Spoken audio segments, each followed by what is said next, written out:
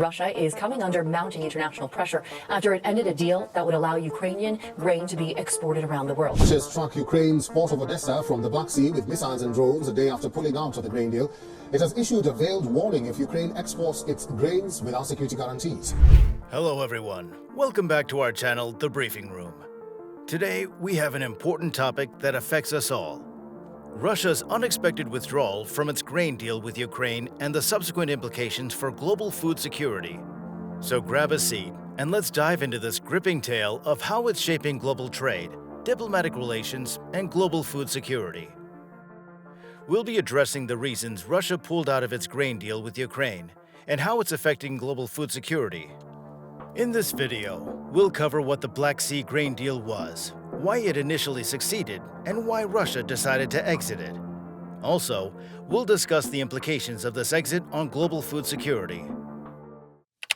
The history of the grain trade. Before we dive into the reasons behind Russia's exit, let's take a quick look at the history of agricultural trade in the Black Sea region. It's all about the trade between countries like Ukraine, Russia, Romania, Bulgaria, and Turkey, trading with each other and with the rest of the world.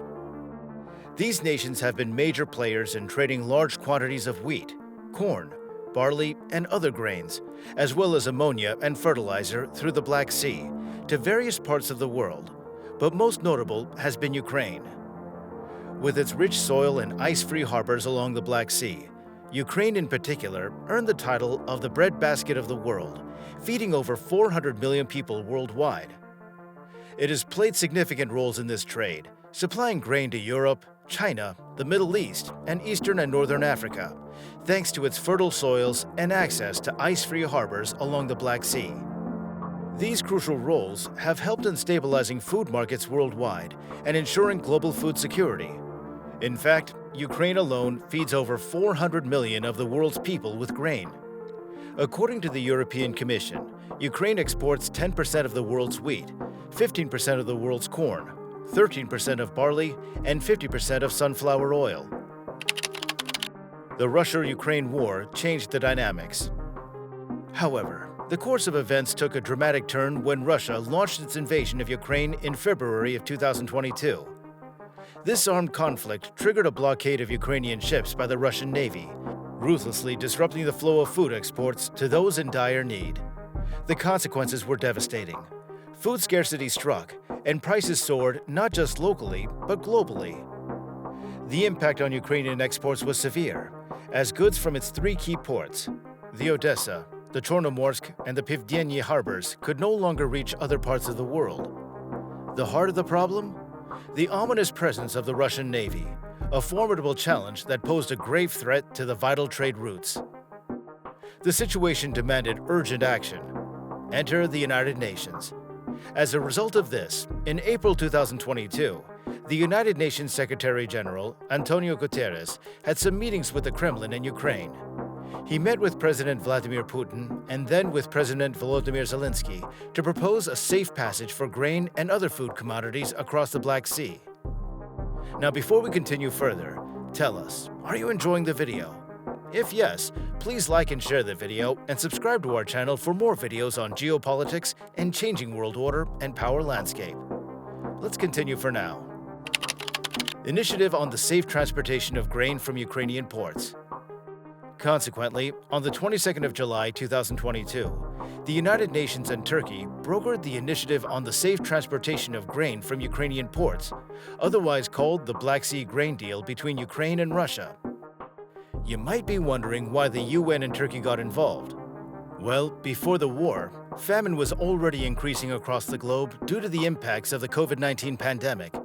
So the UN stepped in because it's responsible for mediating in global insecurity matters and foresaw an impending global food crisis that needed to be tackled. Also, the UN is a significant buyer of Ukrainian grain for humanitarian purposes.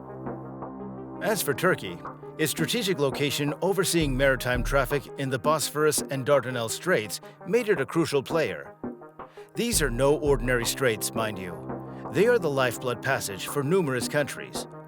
While the Strait of Bosphorus is the only way for Bulgaria, Georgia, Romania, southwestern Russia, and Ukraine to reach the Mediterranean Sea, which connects the Black Sea to the rest of the world, The Strait of Dardanelles allows maritime connections from the Black Sea all the way to the Mediterranean Sea, the Atlantic Ocean, and the Pacific Ocean, which makes it crucial in the passage of ships from Russia. Meanwhile, some analysts argue that another reason the involvement of Turkey was crucial in the deal was because of the close tie between President Erdogan and Vladimir Putin. The Black Sea grain deal aimed to allow commercial food and fertilizer exports from Ukrainian ports through the Black Sea to other parts of the world. It also included the easing up on the sanctions for Russian food and fertilizer exports. The deal, initially meant to last for 120 days, had its fair share of challenges, but proved successful at first, helping stabilize global grain prices and facilitating the export of much-needed food products. Part of the deal was to set up a team called the Joint Coordination Center, or JCC, comprising of teams from the United Nations, Turkey, Russia, and Ukraine. Their job was to make sure everything was going according to plan. Russia had a change of heart. As time passed, the deal began to face challenges, majorly because of delays caused by Russian inspections that dragged the process. While the UN inspection team had the capacity to inspect as many as 40 ships a day, the Russian inspection team began with 10 ships in October 2022. But as of November 2022, it inspected 7 ships a day, and in May 2023, it was inspecting as low as 2 ships a day. During this period, the United Nations World Food Programme managed to buy about 750,000 tons for humanitarian purposes in Ethiopia, Sudan, Somalia, and Afghanistan. In July 2023, Russia suddenly declared its unwillingness to stay in the Black Sea trade deal unless certain demands were met. Some of them are, it should be allowed to export more agricultural products, the sanctions placed on its National Agricultural Bank and its agricultural machinery export industry be lifted, that the Tolyatti-Odesa ammonia pipeline, which is the world's largest ammonia pipeline that runs from Tolyatti Azot's plant in Russia to Odesa in Ukraine, be reopened to allow for resumed ammonia export to global markets. Assets and accounts belonging to Russian companies involved in food and fertilizer exports are unblocked.